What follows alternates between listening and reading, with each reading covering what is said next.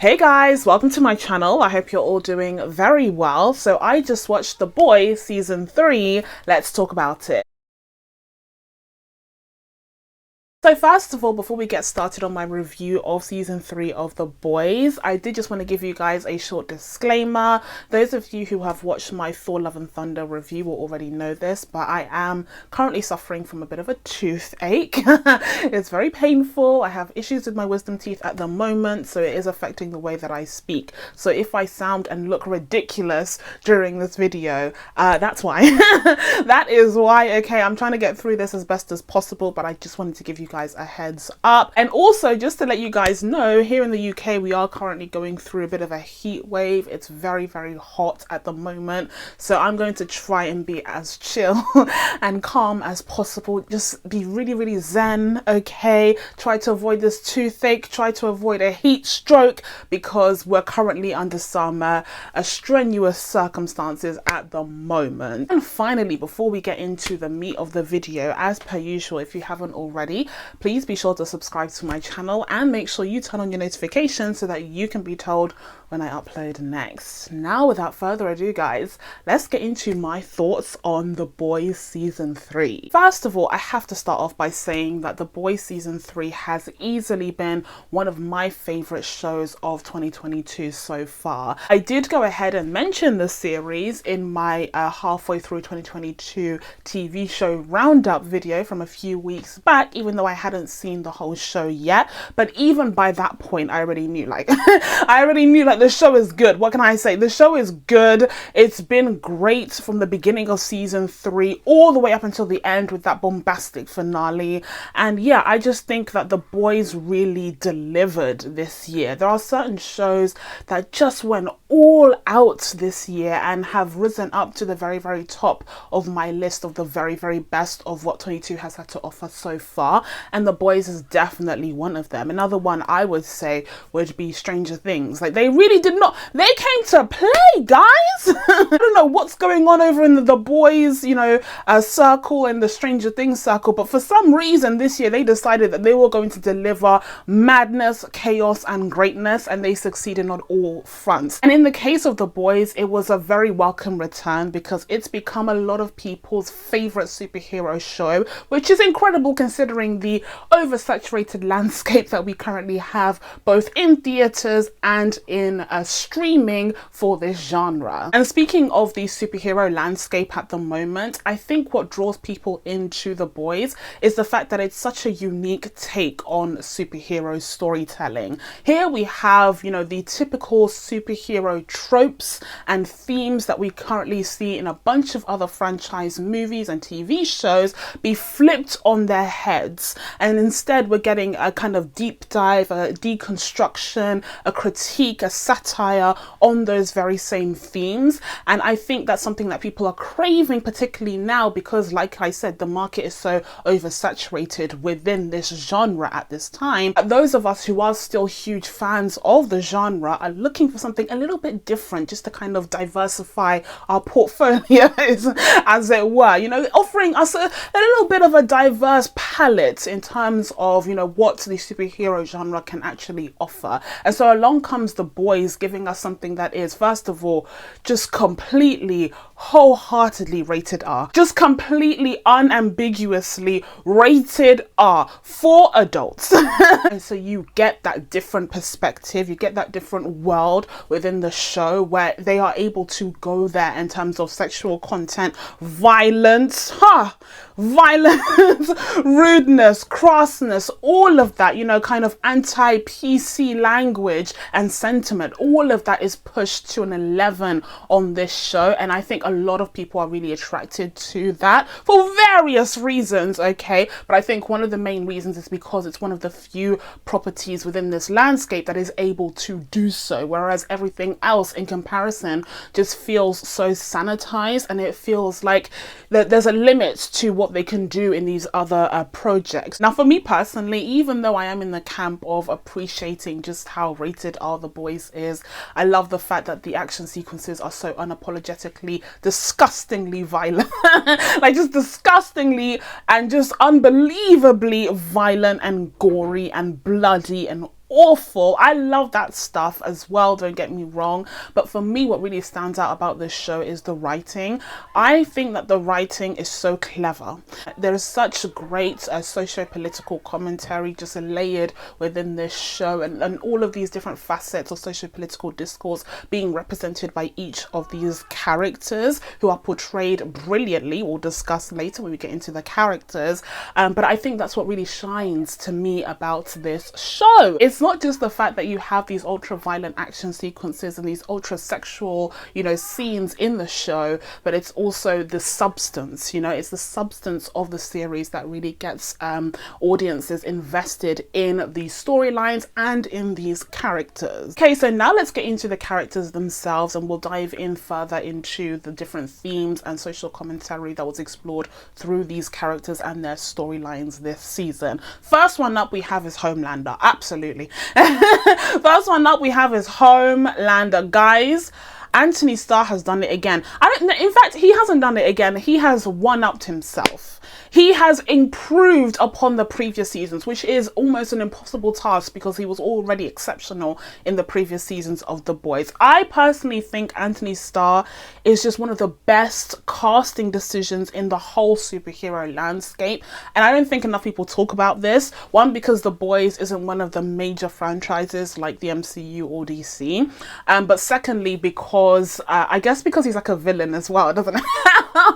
Like he's a villain, so he's not a great superhero casting choice, but man, is he an exceptional casting choice nonetheless. I think Anthony Starr just delivers in every single damn scene. Every single damn scene. This man is from New Zealand. This man, if you look at this man in real life in comparison to the character of Homelander, like the sense is not being made. The sense is not being made, and yet when you see him within the context of the show, when you see him in every single episode of the series, it's just like transformative. It's incredible how he is able to just seep into this character and become Homelander. And Homelander himself is such an incredible character. I would say he's definitely a VIP character, not just within the superhero landscape, but in television overall. When it comes to Homelander, what this issue really dives into is the issue of Homelander wanting to be loved. You know, Homelander has this yearning to be loved because of the horrific childhood that he had, which was basically non-existent. His childhood consisted of being experimented on. He was surrounded by scientists in this bright white room. He didn't really have an opportunity to connect to other children, much less other children who could relate to him. So he has this yearning to be loved because he didn't experience that love in childhood.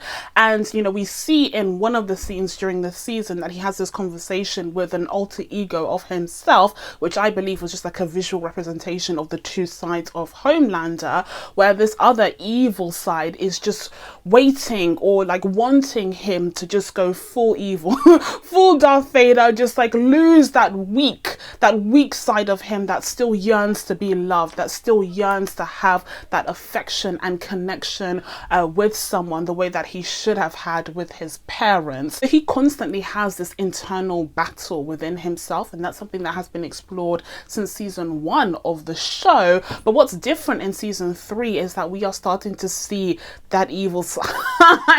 We're starting to see Darth Vader win more and more, and it is terrifying. It is terrifying not just because Darth Vader literally has no limits. Darth Vader within Homelander really has no limits, and he is willing to go there. He is willing to do whatever it takes to reach the level of sheer evil that Homelander is capable of, which would just be a disaster for not just Vought, not just the city that surrounds the building, but the whole world. It would be a disaster for the whole world, make no mistake. But we already knew this. We already knew that Homelander was capable of sheer evil. We already knew that, you know, him becoming this evil version of himself and succumbing to that side of him would spell disaster for the rest of us. But what we didn't realize, and perhaps what we should have suspected, is that not everyone would be opposed to this. Not everyone would have a problem with Homelander destroying the world. I think that is chilling.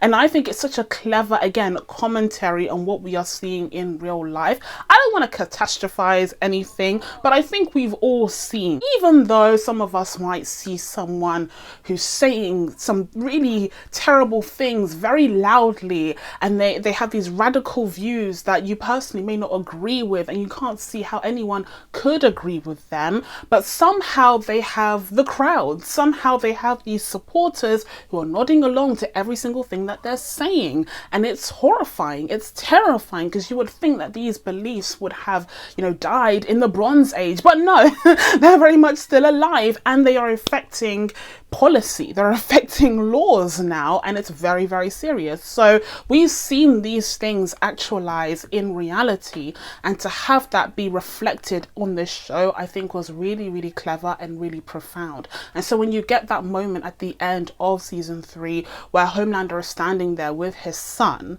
and he's standing in front of the whole crowd, and he's doing his little bit of like, you know, like, yes everyone, I love you too, blah blah blah, and then there's this one guy who is a Starlight supporter who dares cross him and dares throw that drink, that damn drink, on Homelander's son Ryan. That's when all bets are off. He loses his mind and he kills that guy. It literally explodes his head in front of everyone. There is no plausible deniability. Like, literally, there's no way to spin it. But it turns out he doesn't have to. Why? Because the crowd continues to cheer for him. And at that moment, like, I had goosebumps. I was like, oh, we're finished. Like, oh, oh, we are officially effed. So going back to Homelander seeking to be loved, not only does he want to be loved by the public and by, you know, audiences at the world at large, who turn out to be more than happy to accept him in, you know, all of his facets, even the ones that he had previously hidden from them. But not only does he want that, he wants a true sense of belonging, a true sense of family and love, which again he was missing during his childhood. And so he still seeks a real family, you know, blood, who can relate to him, who is related to him, and who he feels is worthy. Then of course he's thinking of Ryan in those terms, and we see at the end there that he manages to reconnect with Ryan. I do think that was a bit rushed, by the way, because we see Ryan early on in the season and then he kind of disappears and becomes a non-factor, and then in the end he goes with Homelander because he's still mad about his argument with Butcher. Butcher said some horrible things, and Butcher was just down in the gutter this season. We'll talk about him later, but I would say that, you know, Ryan turning to his homicidal father was a bit of a stretch, a little bit of a stretch. We needed one more scene in between that, but we didn't have time. It's fine. In the end, the result is still the same, and Ryan decides to go with Homelander. And even though that whole family wasn't complete, at least Homelander has that sense of family and love, and the idea of, you know, even though I didn't have that childhood that I wanted, a father to play baseball with or whatever, at least he can give that to Ryan, and to him it's giving him a new sense of purpose. But for a moment there, it did look like Homelander's family was about to get bigger, because it was revealed this season that Soldier Boy, a new addition to this series, was actually Homelander's grandfather. I was shook when that reveal came out. I was just like, oh, this is literally the end of the world. Like, there's no way that they could have ever teamed up, is the thing, because it would have been the end. Like, there is no negotiation, there's no way that the world would have come out on top had they actually teamed up. And even throughout the season, when you saw the Soldier Boy storyline develop, I couldn't help but think that, like, they're trying to get Soldier Boy to kill Homelander. What is his actual motive to do so? Because if he ends up teaming up with Homelander, you're all fudged. Like, you're all finished. Like, are you really willing to take this risk? I don't think enough people were thinking about the fact that Soldier Boy could turn around and be like, actually, I I agree with this guy. Like, I'm on this guy's side, and that would mean the end of them all. So I think they should have given that a bit more consideration. But in the end there, it wasn't even a factor, because even though Soldier Boy and Homelander did have this touching moment for 2 seconds there, where Homelander sees his father, looks him in the eye and says, you know, we could be a family. He has Ryan there. He's ready and willing to make this family work. Soldier Boy just looks at him and he's like, you are a disappointment. He calls Homelander all of these hurtful names that his own father called him. And he knows that that caused a ton of trauma within him, but he still transfers that over to Homelander in the presence of Homelander's son, his grandson. I just thought that scene was just striking. Like, I was dumbfounded. I was like, oh my goodness. I mean, of course, daddy issues has always been yet another theme connected, especially to the characters of Homelander and Butcher. But the fact that they also seeped it into Soldier Boy, and the fact that Soldier Boy was both a victim of these, you know, daddy issues, the way that his father mistreated him and abused him, but then also, of course, hurt people, he ends up perpetuating this cycle and instills that same, you know, sentiment towards Homelander. That was just really, really clever. And for a split second there, for literally half a millisecond, I felt bad for Homelander. Literally just for half a millisecond. Literally for just this long, okay? But then he went back to being the worst, and I quickly forgot about that. And of course, next one up has to be Homelander's good counterpart, and that is Billy Butcher himself, the man, the myth, the legend, the messed up, maniacal, evil person. Billy was down bad this season.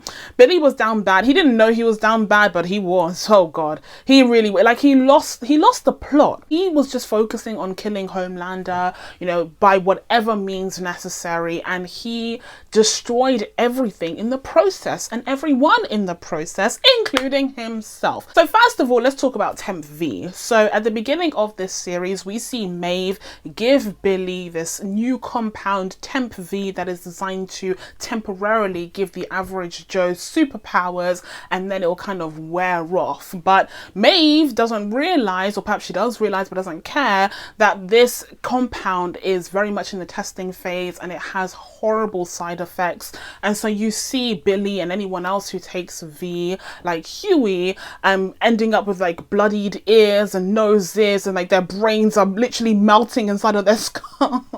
Literally melting inside of their skulls. It's a whole mess, and that should have been a sign. It should have been a sign that something is wrong, but we're not paying attention. We're not listening because we're focused on the mission, right? Anyways, so Billy ends up taking this Temp V, and he has superpowers this season. And I have to say, it was so satisfying. I loved the fact that we got to see a souped up Billy just going on this mission, trying to find a weapon that could kill Homelander. And when he got that weapon, he was, you know, making all sorts of deals with the devil just to get the deed done. Even though this season showed us the worst of Billy when it came to his morality, okay, when it came to him caring about his friends and the people who are closest to him, at the very least we got to see some sick action sequences with the character who just went around with his laser beam eyes and loving the super strength that he suddenly had, and he became addicted to Compound V. And that's yet another theme that we see emerge this season. You know, this show has never been shy about drug use being portrayed on camera, but this season round there was definitely a commentary on addiction there, because Hughie and Billy both became addicted to V. They became addicted to how powerful and, you know, supernatural they felt, you know, taking the V, whilst of course not realizing how much damage the Temp V was doing to them internally. Or they did realize that there was definitely something wrong there, but they almost didn't care because they become so addicted to how powerful the Temp V made them feel. And another thing that definitely mirrored the story of a real life drug addict was the fact that Billy was kind of detached from his friends and the people that used to be closest to him this season, because he became so consumed with, you know, the Temp V and also his mission to kill Homelander after everything happened in season 2 with his wife dying. You definitely saw him withdraw from his former friends and teammates and just decide to go rogue, you know, connecting with horrible people, like literally the worst of the worst, you know, people down in the gutter like Soldier Boy, in the hopes that he would finally fulfill his mission of destroying Homelander. And of course, this wasn't the first time addiction had been tackled on this show. We have Frenchie, for instance, who is a drug addict, and he suffers with his sobriety. This season, unfortunately, he relapses because of the hell he's put, honestly, because of the hell that he's put through. I felt so bad for Frenchie, man. Frenchie deserves the world. I hate to see him like this. I hate, like, we're all losing when Frenchie loses, okay? But yeah, you know, addiction was definitely something that was explored through this character previously, and now Butcher and Hughie also went through similar things using Compound V. And speaking of those benefits, I as a viewer personally can't complain. I personally can't complain because the spectacle of Hughie and Butcher having these superpowers was incredibly enjoyable, especially in the Hero-gasm episode where they were fighting against Homelander. You have Homelander against Hughie, Butcher, and Soldier Boy. That scene, I still think that's one of the best action sequences of the whole season. Maybe even the best. I think the finale was crazy, wild, a lot of things going on, but just like the moment and the kind of the way that it was constructed in the Hero-gasm episode, I feel like it was more impactful seeing those four people go up against each other, and also the shock that Homelander had because he didn't expect Hughie and Butcher to have these superpowers. So yeah, that was a sick ass moment, okay? But I wouldn't say that it was worth Hughie or Butcher dying over it. But in the end there, after Annie has told Butcher that the Temp V is slowly killing them, well, actually quickly killing them, actually very quickly killing them, Butcher ends up making the right decision and kind of throwing Hughie into a closet or something. He makes the right decision in the worst way, typical Butcher fashion, but he saves Hughie's life. You know, he prevents him from taking another dose of the Temp V that would have inevitably killed him, and he instead, you know, locks him in there, and Hughie doesn't understand why at first, but when Annie explains to him that the Temp V was killing him, he realizes that, you know, Butcher isn't entirely gone. He is still there deep down, he does still care about his friends, and he even sees Hughie as someone who reminds him of his younger brother Lenny from, you know, when he was a kid, because they'd gone through so much together with their alcoholic father, that, you know, he wanted to protect Lenny as much as possible, but he felt like he had failed him when he was younger, and he didn't want to do the same to Hughie. I think that was a really great kind of emotional and character arc that we got for this character this season, even though he was such a dickhead throughout the majority of the season. It was really tough to watch him at times, like, Butcher. Okay, so next up we have Hughie. Hughie went on quite the journey himself this season. He started off doing really well. He was, you know, the guy who's dating Starlight. He had a good, stable, well-paying job, working for the Department of Taking Down Superheroes, or whatever it's called. Yeah, it's a department of taking care of superheroes, and it's being run by Victoria Newman, who herself is a supe, but he is on top of the world at the beginning of this season until that all comes crashing down. Literally just crashing down when he realizes that Victoria Newman is a supe, and not only is she a supe, but she is the one who was popping heads like zits last season in Congress. And that's when Hughie realizes that he is working for someone evil who is colluding with Vought. And so all of that good work that he thought he was doing, putting away these supes, you know, bringing them to justice, was all part of Vaught's plan. They were still in control of everything. They allowed the department to have a few smaller supes that didn't really matter, but, you know, when it came to the bigger supes, when it came to the supes that they actually wanted to use for their own means, there was no way that that department was ever going to get their hands on them. And Victoria was the one kind of steering the department in this direction, because she was herself being puppeteered by Edgar. So it was a really clever, you know, mechanism that they set up up here, but unfortunately Hughie realizes what it is very early on this season, and it sends him into a free fall, and he doesn't really know what to do because it feels like the last year of his life has been a lie. And so of course, you know, going back to the themes of drug abuse and addiction, we see Butcher approaching Hughie with the opportunity of becoming a superhero at the perfect time at literally the perfect time when Hughie is, you know, feeling like he's reached rock bottom. And so of course he decides to go on Butcher's side because he feels powerful when he's on Temp V. You know, he feels like he can really make a difference because, you know, doing it the right way, you know, going on the straight and narrow didn't do anything. They were still playing into Vort's hands. So now he feels like he has that power and he has the ability to make a difference and actually take down these evil suits who are secretly ruling the world for their own evil means. Now, whilst I really enjoyed that side of Hughie's storyline, I was less of a fan of the other side, the side that pertained to his relationship with Annie. I feel like they kind of set up this idea that Hughie was tired of being, I guess, a damsel in distress, or like someone who couldn't really physically contribute to these fights, to this conflict. He became very insecure and it was very unattractive and annoying for the character.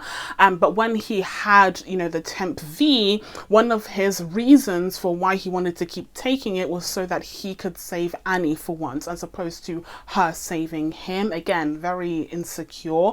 I understand this though, you know, I don't want to kind of dismiss his thoughts completely. I understand where he was coming from, but to me it read as a little bit out of character because the Hughie that we've known for the last 2 seasons didn't really have those insecurities. But again, because of the place that he's at the beginning of the season, and because of the fact that he finds out that everything that he's been working towards under Victoria Newman has been a lie, I guess it makes sense that he would start to feel insecure about various other elements of his life, and he would take it out on the person who's closest to him, who is Annie. And I was really glad that they managed to kind of patch that up at the end there, where Hughie, you know, makes the decision to, instead of, you know, contributing to the fight by literally jumping in there, taking the Temp V and doing what he can to even the odds, he decides to empower Annie. That was a really great, powerful choice, where he's just standing there in the control room, just increasing the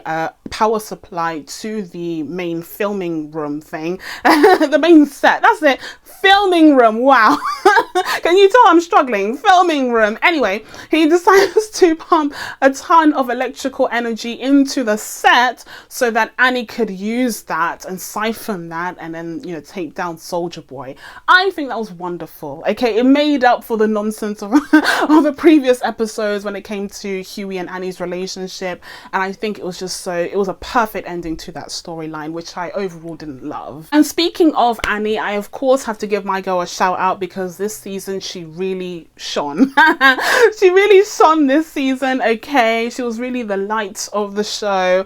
Annie became an influencer this season. Yep, that's what happened, and I think that was a very, very clever move. At the beginning of this season, you know, her and Hughie are on the same page, they're living this harmonious life together and everything's going great. But then when Hughie discovers what's really going on in the department, it kind of sends him into free fall, like I said before. And unfortunately, Annie and their relationship is one of the casualties of this. Now, at the beginning there, Hughie had this insistence of, we need to take down Homelander, you know, whatever it takes, we need to take down Vought, we need to take down Homelander, this can't go on for any longer. And that was coming from a place of, you know, hurt, pain, and also anger from, you know, previous events.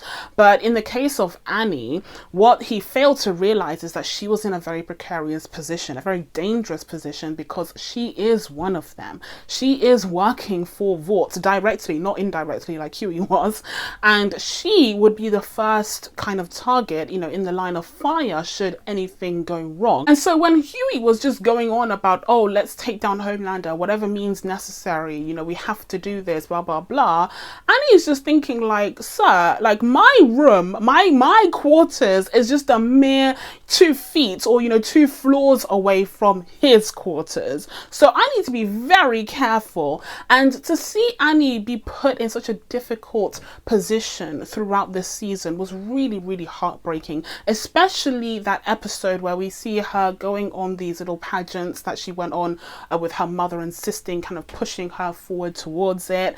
And then she was kind of squeezing her hand, you know, squeezing her nails against her palm to kind of, you know, grin and bear it. And that was echoed at the end of the episode where we see Homelander reveal to the world that he and Annie were actually a couple.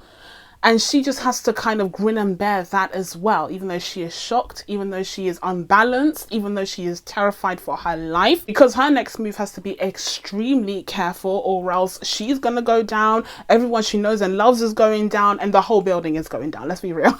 Eventually, Annie decides that she can't wait for the guys to get this sorted any longer. She has to take matters into her own hands and find her own way out of this, because they are willing to put themselves in extreme danger in order to complete this mission, but that doesn't mean that Annie has to also. And so she decides to break away from Vought, and she ends up being an influencer. And it helps that she already had a massive following, so you know, people are already on her platform and following her every move, and they are interested in what she has to say. But of course it creates a counterpart, you know, to Vaught's audience and to Homelander's fans, and so you have this divide on social media, which we see all the time in real life, where, you know, half of these people are on Annie's side or Starlight's side, and the other half are, you know, Homelander stans. And with this dichotomy, you get to see how these lies start to be spun about Starlight, the idea that she's, you know, into child trafficking and all sorts of nonsense that Homelander comes up with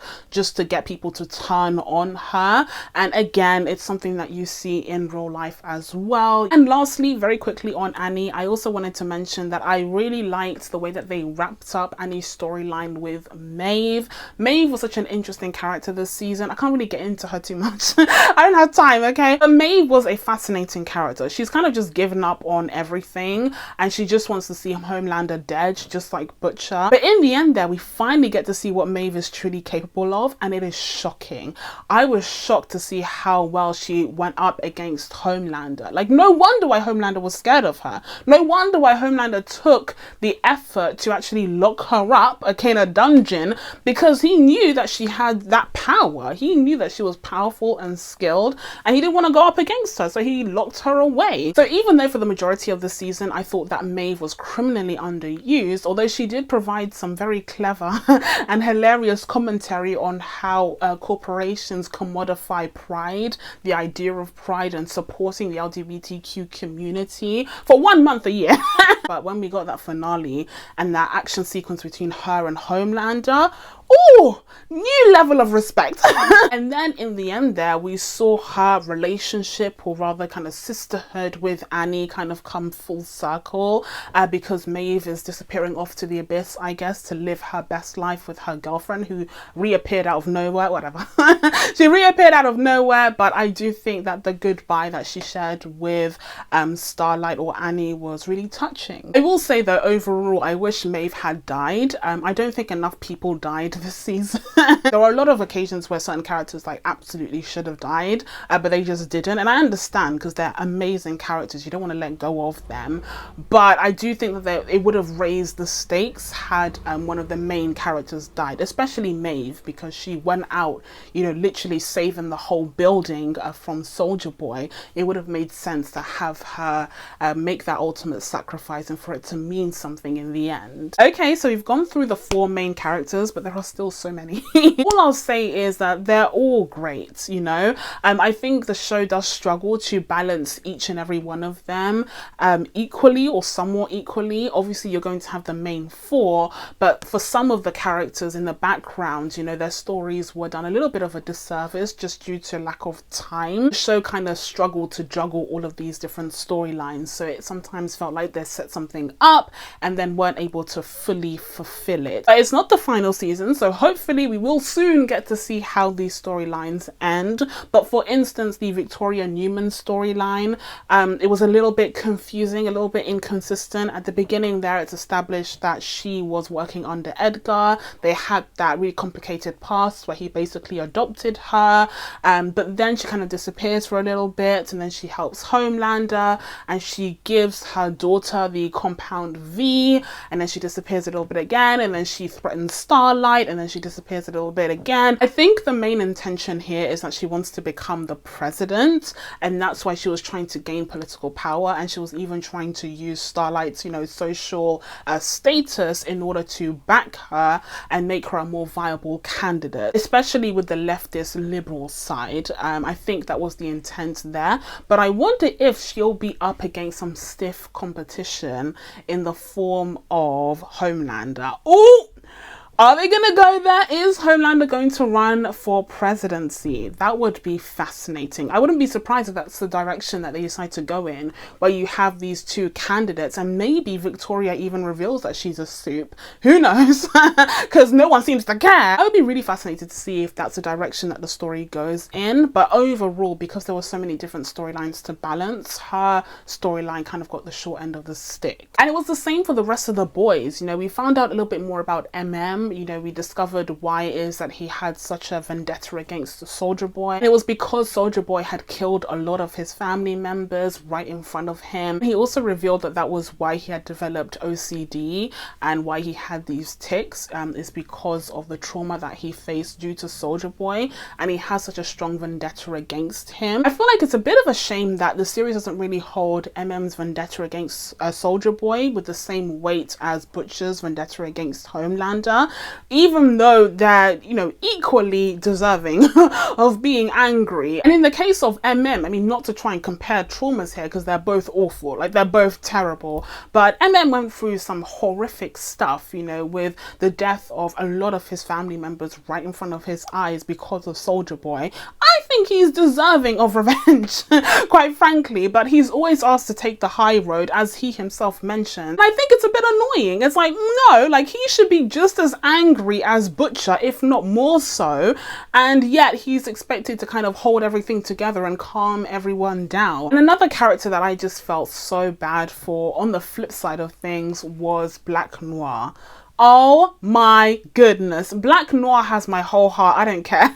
Black Noir, even though he's like kind of evil, like he's technically on the evil side, but I just felt so bad for Black Noir. We find out this season that Black Noir was actually a part of the original group with Soldier Boy, and Soldier Boy absolutely sucked. Soldier Boy was the worst, was the absolute worst, and Black Noir experienced this firsthand, and he was part of a plot to get Soldier Boy sent off to Russia whilst Vought developed their new team, you know, under a new superhero, which would turn out to be Soldier Boy's son, Homelander. But this season, we see Soldier Boy return after Butcher releases him in order to get him to kill Homelander, but Soldier Boy has his own MO, and he wants to seek out each of the team members of his previous team in order to get revenge on them. And of course, one of the people that he wants to get revenge on is Black Noir, but he doesn't even get a chance to do so because Homelander himself ends up killing him because Black Noir failed to tell Homelander that he had a father out there. That was so sad. I was so angry. I was like, oh no, because you see, you know, Black Noir go to this like abandoned diner and he sees these imaginary cartoon animals explaining his backstory and all the stuff that he's probably repressed just due to the trauma of it all. Oh, I really wanted better for him. Even though he's friends with Homelander for some reason, I really wanted better for the guy, but unfortunately he does end up getting killed by Homelander. I don't know if he's actually dead. We saw his brains fall out of his skull. So there is a possibility that he would have survived what Homelander did to him, but yeah, it was really sad to see him go through that nonetheless. And speaking of Soldier Boy, of course, he was the huge draw this season, and we got to see him portrayed by Jensen Ackles. I think he was the perfect Soldier Boy. I think Jensen Ackles knocked it out of the park. The stuff that he was saying was insane. Like, it was actually bonkers hearing him say some of the things that he says on the show, okay? But Soldier Boy is just, you know, that kind of character. He's the stereotype of this kind of old granddad with problematic, un-PC views. And not to mention, he's a man out of time, just like Captain America, and he's been tortured and held in a Russian gulag, just like the Winter Soldier. He's got the worst of both worlds. He's got the worst of both worlds, and it shows, okay? And on top of that, he's a soup that used to be under Vought, so you know he's going to be bad news there. He used to sleep with Stormfront, then Liberty, so yeah, he sucks. There's so many reasons why he sucks. And as I said before, my biggest fear throughout the season was that Soldier Boy would end up teaming up with Homelander, because then everything would be finished. Now at the end of the season, we do see that Soldier Boy did not in fact die despite his best efforts. He ended up being stored away by Mallory, and I'm sure he'll become a big factor in the future. I mean, you don't get Jensen Ackles to portray the character and just like throw him away after one season, unless you're Marvel. Unless you're Marvel and you're like throwing away your villains after one entry. So I've been talking for an hour and there are still so many characters that I haven't mentioned, but I'll just say that overall this series is blessed with an incredible cast and some incredible writers who know how to dive into various types of socio-political commentary using these characters as a conduit to do so, and they've done it very, very effectively, especially for this season. And I look forward to seeing what other clever commentary they're going to come up with in future seasons of the show, which I undoubtedly believe will be coming sooner rather than later, because this is the most successful series on Amazon Prime. And so with all of that being said, I'm going to be giving The Boys season 3 a 9 out of 10. This was such an incredible season of television, guys, and I wish I would have been able to dive in deep into each episode of the season, because I could just go on and on and on about the layers of commentary and storytelling on display here. But you know, now that I told you guys my thoughts on season 3 of The Boys, it's time for you guys to let me know what you thought of this season down in the comments below. I'd love to hear your thoughts on this one particularly. Please be sure to subscribe to my channel to catch you videos coming up. Thank you guys so much for watching and bearing with me with this toothache and this heat wave. I really appreciate it, and I will see you in the next one. Bye.